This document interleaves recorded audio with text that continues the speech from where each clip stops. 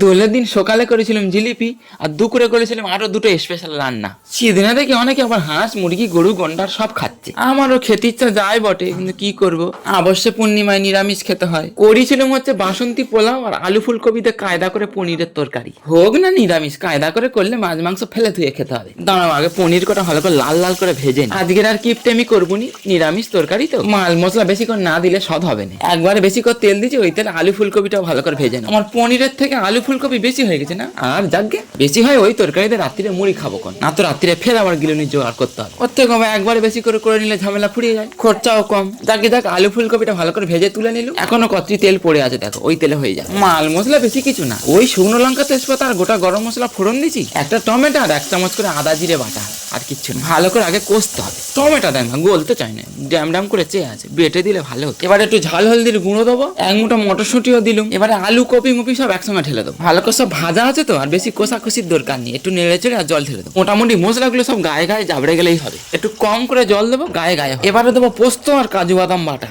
এটা দিলে তো স্বাদ একেবারে চাই চাই করে বাড়বে। আর একদম লাস্টে দেবো 1 ফোঁটাখানি ঘি আর একটু গরম মশলার গুঁড়ো, ব্যাস তরকারিটা হয়ে গেলে এবার পোলাওটা করতে হবে। চাল তো সেই আগে থেকে ভেজানো ছিল, ঝপ করে হয়ে যাবে। তেল আর ঘি দুরকম অল্প অল্প করে দিই, আর ওই 4টে কাজু কিচমিচ। অনেকে আবার বাইরে চালের সঙ্গে মাল মশলা মেখে নেয়, অত করে কাজ নেই, ওই কোড়ার মধ্যে একসঙ্গে সব ঘেটে নেবো। মাল মশলা বেশি কিছু না, হলুদ গুঁড়ো দিচ্ছি আর 1 ফোঁটাখানি আদা বাটা আর একটু গোটা গরম মশলা বাটা। ভালো করে নেড়ে চেড়ে যা চাল তার ডবল জল দিতে, একদম ভিট ভিট করে হবে। চাল সিদ্ধ হয়ে গেলে নুন আর চিনি দেবো অল্প অল্প করে। এবারে খানিকক্ষণ চাপাতে রেখে দিলে দেখবে এরকম ঝরঝরে হয়ে গেছে, কত তাড়াতাড়ি হয়ে গেল না। এবার চলো গোটা কত কমেন্ট পড়ে শোনাই তোমাদের। মেহেদি মোল্লা বলেছে জিলিপির তো একটা 2.5 প্যাঁচ হয়নি, কোনোটা 3 প্যাঁচ, কোনোটা 2 প্যাঁচ, অত 2.5 প্যাঁচ করে কাজ নেই, যা হয়েছে অনেক হয়েছে, সব একসঙ্গে তো পেটে পেটে ঢুকবে। সৌমেন হালদার বলেছে রংকে কিনেছো নাকি উনুনে ছাইনে রেখে দিয়েছো লোকের মাকাবে বলে। চালা ঘুরবেটা নীল আবির তুমি দেখতে পাওনি না, যত সব।